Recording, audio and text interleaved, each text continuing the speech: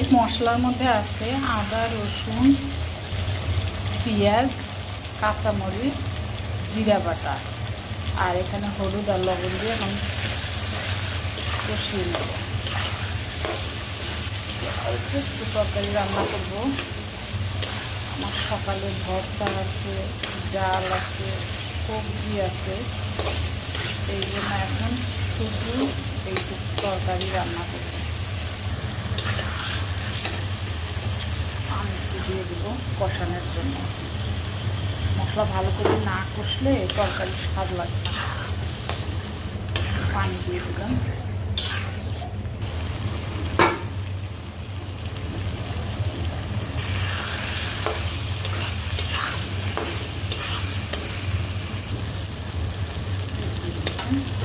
পানি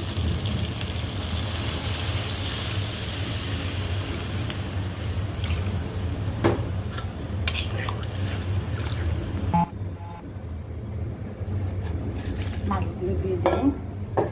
আমি কিন্তু আজকে ভিডিওটা ডাইরেক্ট ছেড়ে দেব, কোনো এডিট করব না। আপনারা একটু সুন্দর ক্ষমা দৃষ্টিতে দেখবেন, কারণ আলুটা ছাড়ার সময় অনেক হিট হয়ে গিয়েছিল। এই কারণে আমি বলতেছি যে ভিডিওটা আপনারা একটু ক্ষমা দৃষ্টিতে দেখবেন, কারণ আমি আজকে এই ভিডিও এডিট করব না, ডাইরেক্ট দেব।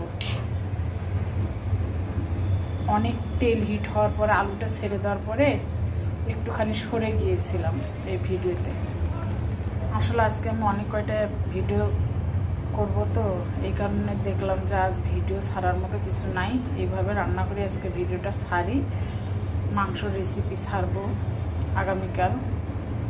আবার ফিড মশলা জন্য করতেছি ভিডিও। আপনারা অবশ্যই আমার ভিডিওগুলো দেখবেন, ফলো করবেন।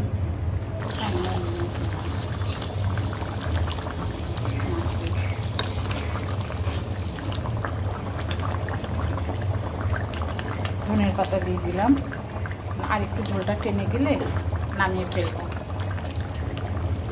আমার কিন্তু ফাইনাল হয়ে গিয়েছে মাছের তরকারি।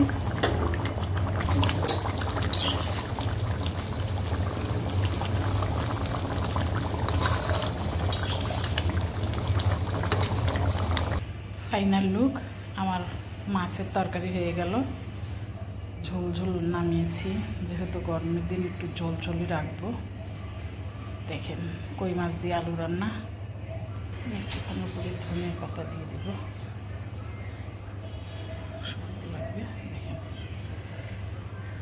আমি ভিডিওটা কিন্তু আজকে ডাইরেক্ট ছাড়বো, কোনো এডিট করা নয়। ভুল ত্রুটি হলে অবশ্যই ক্ষমার দৃষ্টিতে দেখবেন। ধন্যবাদ সবাইকে। আসসালামু আলাইকুম।